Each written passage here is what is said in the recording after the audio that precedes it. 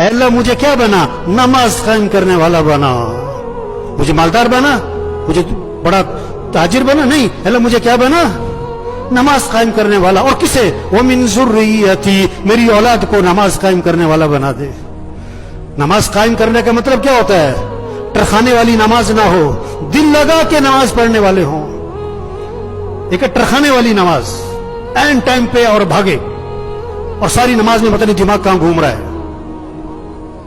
دل لگا کے نماز پڑھو، مستحبات کی رعایت کرتے ہوئے، آداب کی رعایت کرتے ہوئے، ارکان کی رعایت کرتے ہوئے، واجبات کی رعایت کرتے ہوئے نماز کو دل لگا کے پڑھو.